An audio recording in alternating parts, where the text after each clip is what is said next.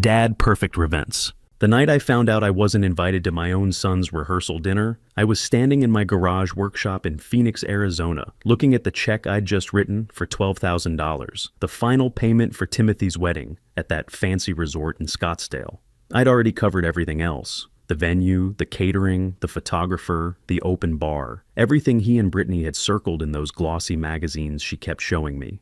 My name is Victor Coleman. I'm 58 years old, and I thought I was doing right by my boy. My late wife Margaret would have wanted to see this day. She always said Timothy was going to do great things, just needed the right support to get started. I called Timothy to let him know the payment went through. "Hey son," I said when he picked up. "Just deposited the Scottsdale resort check. You're all set for Saturday." There was music in the background, laughter, the sound of people having a good time. "Oh, Dad, thanks," he said, but his voice sounded distant. "That's awesome. So what time do you want me there Friday?" I asked. "For the rehearsal dinner? I was thinking I could swing by early, help set up if you need anything." Long pause. Then I heard a different voice cut in. Brittany, my soon-to-be daughter-in-law. Sweet as honey, but sharp as a blade when she wanted to be. "Hey, Victor," she said, taking the phone. "Actually, the rehearsal dinner is just for the wedding party and immediate family. You know, keeping it intimate and meaningful." I switched the phone to my other ear. Immediate family? "Brittany, I'm his father. I am immediate family." Right, she said, in that patient tone people use when they think you're not getting something obvious. But it's really just the people in the ceremony, Timothy's groomsmen, my bridesmaids, our parents who are walking us down the aisle. But I was walking him down the aisle. I was his father. I was the one who taught him how to swing a hammer, how to read blueprints, how to be a man of his word. "I'm walking Timothy down the aisle," I said slowly. "Actually," Brittany said, and I could hear Timothy saying something in the background, "we decided my dad and Timothy's Uncle Carl will do it together. You know, since Margaret isn't here, it feels more balanced that way." Uncle Carl, Margaret's brother who lived in Tucson and saw Timothy maybe 3 times a year. He was walking my son down the aisle, not me. Not the father who'd spent countless weekends teaching Timothy everything I knew about construction, about building things with your own hands, about the satisfaction of honest work. "Timothy," I said, my throat getting tight. "Is that true?" He came back on the line, his voice small. "Dad, it's just Brittany's family is really traditional, and they thought it would be more meaningful if I didn't hear the rest." The garage suddenly felt too small, too quiet, too full of all the projects I'd started with Timothy when he was a kid. The workbench where I'd taught him to use tools. The corner where we'd built his first bookshelf together. The spot where he used to sit and watch me work on engines, asking a million questions about how everything fit together. "Dad," Timothy said, "you understand, right? It's not personal. It's just, this is our day, and we want it to be perfect. Our day. The day I'd been saving for since he was born. The day I'd cashed out part of my 401k to pay for. The day I'd sold Margaret's car to cover those last-minute upgrades Brittany insisted on." "Sure," I said. "I understand. Great. So we'll see you Saturday at the ceremony. 3 o'clock sharp. Love you, Dad." The line went dead. I stood in my garage holding a silent phone, looking at all the tools I'd collected over 35 years in construction. Tools I'd used to build a good life for my family, to teach my son the value of honest work. Tools that apparently didn't matter anymore. I walked back into the house and sat at the kitchen table with my financial records spread out. Since Margaret died 3 years ago, I'd been keeping careful track of every dollar. When you're living on a contractor's pension and Social Security, you have to watch every penny. But looking at the numbers now, really looking at them, I saw something I'd been too guilty to admit. In the 3 years since Timothy met Brittany, I'd given them $47,000. There was the $15,000 I'd loaned him to start his graphic design business that never quite took off. He'd come to me with this whole presentation about modern marketing, digital this and social media that. I didn't understand half of it, but he was so excited, so sure it was going to work. The business folded after 8 months. Then there was the $8,000 when his car broke down, and he needed a reliable one for client meetings. A nearly new Honda that he said would help his professional image. I figured transportation was important for any business. The $6,000 when they had to move apartments suddenly because of mold issues. I never saw the apartment or any proof of mold, but Timothy said they needed to get out immediately for Brittany's health. The $12,000 for this wedding at the resort, and dozens of smaller amounts over the months. $500 here, $1,200 there, always some emergency that couldn't wait. Car insurance, medical bills, security deposits, urgent vendor payments. $47,000 was more than I earned in a full year when I started swinging a hammer at 23. It was the down payment on the house Margaret and I had saved 4 years to afford. It was Timothy's entire college fund that we'd built $75 at a time for 18 years, every payday without fail. I picked up my phone. 3 texts from Timothy, all sent after midnight. Dad, you're not mad, right? Brittany's family is just particular about these things. Can't wait for you to see me walk down the aisle with Uncle Carl and Mr. Wells. Uncle Carl, who couldn't tell a Phillips head from a flathead screwdriver. Uncle Carl, who'd never spent a summer teaching Timothy how to frame a wall or wire an outlet.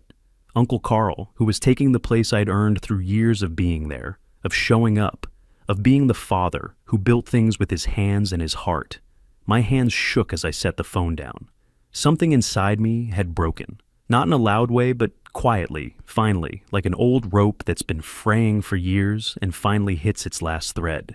I opened my laptop and logged into my bank accounts. The joint checking account I'd set up for Timothy's emergencies showed a balance of $2,100. It should have been closer to $8,000. I clicked on the recent transactions and my stomach dropped. $800 withdrawal. Car insurance emergency $1,500 withdrawal. Medical bill can't wait $2,200 withdrawal. Wedding vendor deposit urgent, all within the last month. All while I was writing checks for wedding costs. All while they were planning to replace me with Uncle Carl, like I was some distant relative who might embarrass them at their fancy resort wedding. I called my bank. First National, this is Kevin. How can I help you? Hi, Kevin. This is Victor Coleman. I need to remove someone from my joint checking account. There was a pause, the sound of typing. All right, Mr. Coleman, let me pull up your account. Can I ask who you're removing? My son. Okay, sir. I'll need to verify some information, and then I can walk you through the process. I spent the rest of that morning making calls. The bank, my credit union, my investment guy, every account where Timothy had access, every automatic transfer I'd set up to make his life easier. I closed them all. When I finished, my hands were steady for the first time in hours. That afternoon, I drove to a coffee shop across town and ordered black coffee I didn't really want.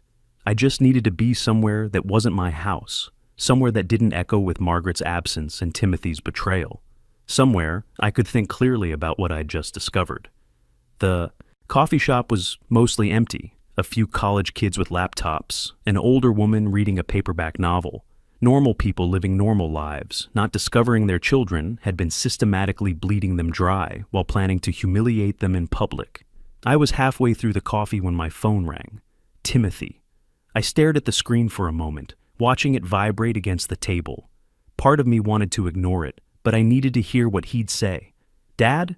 His voice was tight, angry. What did you do? What do you mean? The bank called me. They said you removed me from your accounts. All of them. That's right. Why would you do that? He wasn't asking. He was demanding. Like I owed him an explanation for controlling my own money. Because I'm not a bank, Timothy. I'm your father. I don't understand what that's supposed to mean. I set the coffee down carefully. The woman with the paperback was glancing over, probably wondering why some old guy was having a family argument. In public, it means I'm done being treated like an ATM with a heartbeat. That's not fair, he said, his voice rising. We needed that money. My business is just getting started and we have expenses. So do I. You're retired. What expenses do you have? I laughed. A bitter sound that surprised even me. I'm 58, Timothy, not dead. I have a mortgage, utilities, medical bills, car insurance. I have a life beyond writing checks for your emergencies. You have plenty of money, he shot back. You're just being petty because of the rehearsal dinner thing. Petty? The word hit like a slap. The rehearsal dinner thing? You mean the part where you replaced me with Uncle Carl? Where you decided the father, who taught you everything about building and fixing and being a man, wasn't good enough to walk you down the aisle? It's not about good enough. It's about what Brittany's family wants. They're traditional. Traditional? I stood up, pacing to the window. I paid $47,000 over the last 3 years. Timothy, $47,000. That's not traditional. That's a down payment on a house. That's a new truck. That's 2 years of my pension. Silence on the other end. The college kids were staring now too. I turned away from them, lowering my voice. And you know what? I continued. I was happy to do it. I wanted to do it because you're my son and I love you. But I'm not paying for the privilege of being treated like I don't matter. Dad, you're overreacting. No, I said. I'm finally reacting appropriately. What's that supposed to mean? It means the bank is closed, Timothy. Permanently. I could hear him breathing fast and shallow. You can't do this. Not now. The wedding is in 2 weeks. The wedding is paid for, I said. Every penny. You'll have your perfect day with Uncle Carl and all of Brittany's traditional family. We need money for the honeymoon, he said, his voice shifting softer now, pleading. We were counting on you to help with that. You always said you'd help us get started. I've given you $47,000 in 3 years, Timothy. You're started. More than started. 47? He sounded genuinely shocked. That can't be right. It's right. I have the records. Every check, every transfer, every time you called with an emergency that couldn't wait. Another long silence. I could picture him sitting there, maybe with Brittany next to him, coaching him on what to say next. Dad, he said finally, and his voice was cold now. Different. If you cut us off, you're going to regret this. Something in his tone made my blood run cold. It wasn't the voice of the little boy I'd taught to use a level. It wasn't the teenager who used to help me on weekend construction jobs for extra spending money. This was something else, something calculated. Is that a threat? It's a fact, he said. We'll handle this our way. The line went dead. I stood in that coffee shop, holding my silent phone, while strangers pretended not to watch the old man whose family was falling apart in public. 3 days passed. Quiet. Days. I worked on the truck, organized the garage, fixed the loose board on the back porch. Normal things that made me feel like I was taking pieces of my life back. Small repairs that actually stayed fixed, unlike the relationship with my son that I'd been trying to patch for years. Thursday morning, the doorbell rang. I opened it to find a man in his 40s, expensive suit, leather briefcase, the kind of polished smile that doesn't reach the eyes. Victor Coleman? Yes. He reached into his briefcase and pulled out a manila envelope. You've been served. My stomach dropped. Served with what? A lawsuit. Your son and his fiancée are suing you for breach of oral contract and promissory estoppel. They're seeking damages for financial commitments you allegedly promised but failed to deliver. He handed me the envelope and walked away without another word. I stood in my doorway holding the envelope like it was contaminated. A lawsuit. My own son was suing me. I went inside and sat at the kitchen table. My hands shook as I opened it. Complaint for breach of contract. Plaintiffs Timothy Coleman and Brittany Wells. Defendant Victor Coleman. I scanned the pages, my vision blurring. The defendant made repeated verbal promises to provide financial support for the plaintiff's business ventures and honeymoon expenses. The plaintiffs relied on these promises in good faith, making commitments they cannot now fulfill. The defendant willfully and maliciously withdrew promised support, causing significant financial and emotional distress. Amount sought: $15,000 for honeymoon expenses, business startup costs, and emotional distress. I read it 3 times before the words made sense. They weren't just asking for honeymoon money. They were asking for damages for the crime of stopping them from bleeding me dry. Emotional distress for not letting them treat me like a walking wallet. My phone rang. Unknown number. Mr. Coleman? This is Nancy Foster, attorney at law.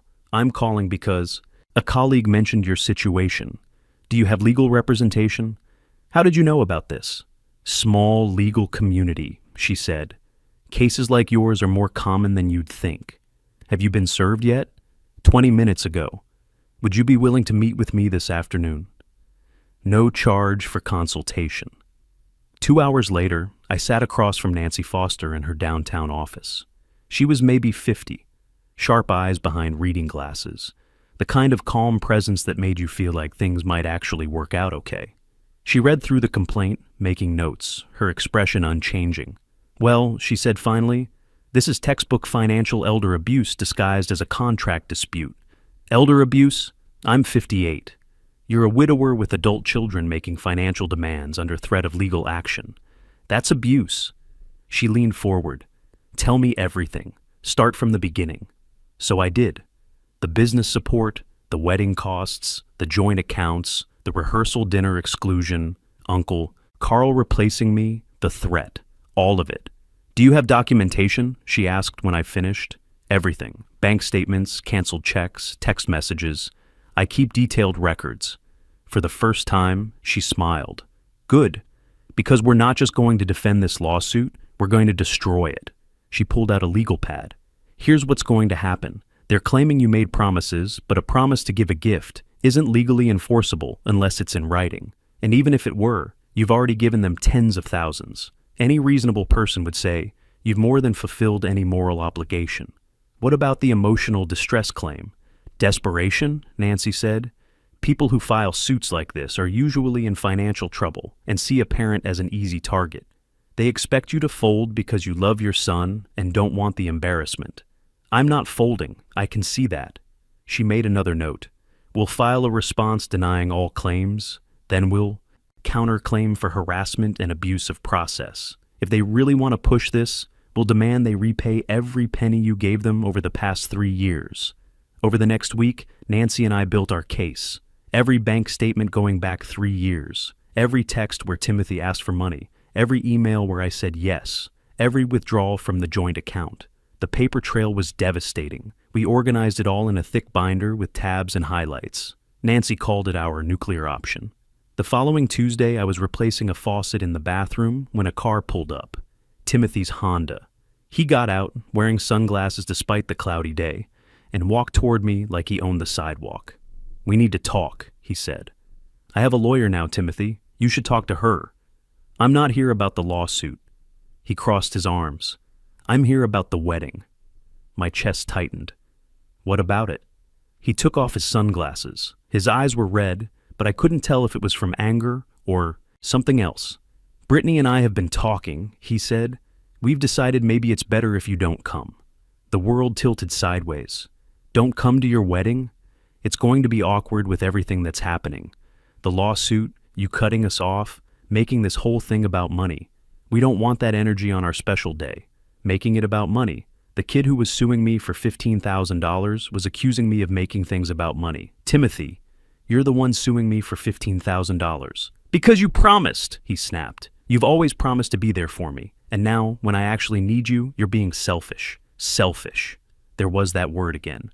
I've given you nearly $50,000, and we're grateful, he said, but his tone said otherwise. But that doesn't mean you get to control our lives. This is our wedding, our day, our decision.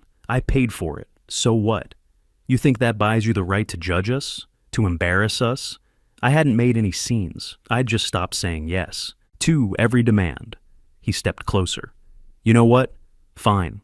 Keep your money, keep your boundaries, but don't expect to be part of our lives anymore.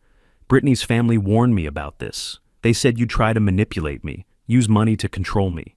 I didn't believe them, but I was wrong. Each word hit like a physical blow. I have never tried to control you. Then why are you doing this? Why are you ruining the happiest time of my life? Because I'm your father, not your piggy bank. He stared at me, and for just a second I saw something flicker in his eyes. Uncertainty maybe, or recognition. But it vanished as quickly as it came. Don't come to the wedding, he said again. I'll have your name removed from the guest list. He turned and walked back to his car. I stood in my driveway, tools in my hands, watching my son drive away from the house where I'd raised him, where I'd taught him everything I knew about being a man. That night, I called Nancy. He uninvited me from the wedding. I'm sorry, Victor. Don't be. I think it clarifies things. How so? Now I know exactly who I'm dealing with. Nancy's voice hardened. Then let's give them the fight they asked for. 2 weeks later, we stood in a courtroom. Not a big dramatic room like in movies, just a small civil court chamber with fluorescent lights and worn carpeting. Timothy and Brittany sat with their lawyer on one side. I sat with Nancy on the other. The judge was a woman in her late 50s, Judge Patricia Reynolds, with reading glasses on a chain and the demeanor of someone who'd heard every excuse ever invented. Timothy's lawyer went first. young, overconfident, the kind of attorney who probably charged by the syllable. Your Honor, this is a straightforward case of promissory estoppel.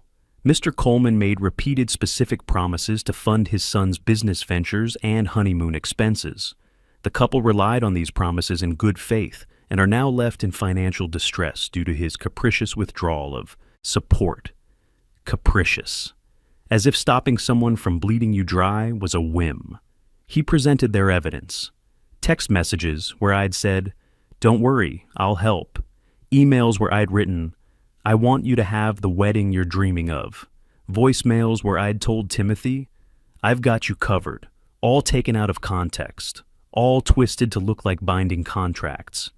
Then Timothy testified. He wore a dark suit, hair slicked back, looking like the responsible young man I'd raised. "My father has always been my rock," he said, his voice trembling slightly. "After Mom died, he promised he'd take care of me, that I'd never have to worry." He dabbed his eyes with a tissue. "My business partner and I planned our startup expansion based on Dad's promise. We booked the honeymoon, made commitments, and then out of nowhere, he cut us off, said horrible things about Brittany, accused us of using him. He looked directly at me. I don't understand what happened to my father. It's like he became a different person." Then Nancy stood up, calm and precise. "Your Honor, the plaintiffs would have this court believe that Mr. Coleman abandoned his son. Nothing could be further from the truth." She opened our binder. Over the past 3 years, Mr. Coleman has given the plaintiffs $47,000, not lent, given with no expectation of repayment and no written agreement. She walked Judge Reynolds through the documentation. Every check, every transfer, every time I'd said yes. "This is not a man who fails to support his son," Nancy said. "This is a man who was systematically exploited until he finally said enough."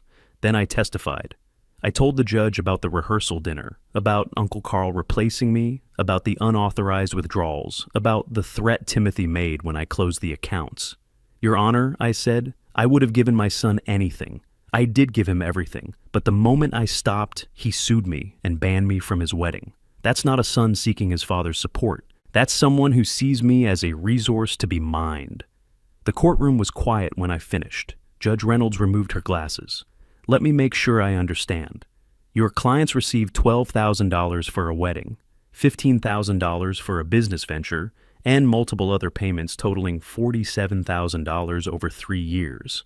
And now they're suing for an additional $15,000 because Mr. Coleman declined to fund their honeymoon?" Timothy's lawyer shifted uncomfortably. "Your Honor, the promises were made." "Alleged promises," the judge interrupted. "Verbal statements of support are not binding contracts, especially when the defendant has already provided substantial assistance far exceeding any reasonable expectation." She looked at Timothy and Brittany. "This court categorically denies the plaintiff's claim." Relief flooded through me, but she wasn't finished. "Furthermore, I'm troubled by the timing and nature of this lawsuit. Filing for emotional distress while simultaneously excluding the defendant from a wedding. He funded suggests this action was brought in bad faith." She looked at Timothy's lawyer. "I'm ordering the plaintiffs to pay Mr. Coleman's legal fees." The gavel came down. In the hallway afterward, Nancy shook my hand. "You did it, Victor." Through the courtroom doors, I could see Timothy and Brittany arguing in hushed, angry voices. Their lawyer was packing his briefcase with sharp, frustrated movements. "Do you think he'll ever understand?" I asked Nancy. Nancy looked at them and shook her head. "Some people never do. But that's not your responsibility anymore." I walked out of that courthouse into the bright Phoenix afternoon. The air smelled like desert rain and possibility. Over the following months, my life changed in small, important ways. I started volunteering at a trade school, teaching young men the skills I'd spent 35 years perfecting. I found family in my students, kids who appreciated what I had to offer, who saw value in hard work and honest craftsmanship. I traveled, drove up to the Grand Canyon, visited my old Army buddy in Colorado, ate good barbecue in Texas. I lived for myself, not for Timothy's expectations or anyone else's demands. 6 months later, I received a letter, simple envelope, handwriting I recognized. "Dad, Brittany and I separated last month. Turns out she was only interested in me as long as the money was flowing. My business failed too. I'm not asking for forgiveness. I just want you to know that I'm starting to understand what happened. I treated you like you were only valuable for what you could provide. I don't expect you to forgive me, but I needed you to know that I see it now. What I did, what I lost. I'm sorry, Dad. Timothy. I read the letter twice, then folded it and put it in my desk drawer. Maybe I'd respond someday. Maybe I wouldn't. But for now, I was okay with the silence. That evening, I stood on my back porch, watching the sunset paint the desert mountains in shades of gold and red. Margaret would have loved. This view, this peace. I thought about her sometimes, wondered what she'd think of all this. I believed she'd be proud, not of the lawsuit or the pain, but of the man who finally learned to value himself. I'd built a good life with these hands, raised a son the best I knew how. And when that wasn't enough, I'd learned to build something else. Boundaries, self-respect, a future that belonged to me. My name is Victor Coleman. I'm 58 years old, and I've learned that love doesn't mean letting people destroy you. Sometimes the greatest act of love is teaching someone where you end and they begin. For the first time in years, I sleep well at night, knowing I did the right thing. My life belongs to me, and that's exactly how it should be. I learned that enabling someone's destructive behavior isn't love. It's participating in their failure, and sometimes the most loving thing you can do is refuse to be part of the problem. Real strength isn't about how much you can give or endure. It's about knowing when to say no and having the courage to walk away from people who mistake your kindness for weakness.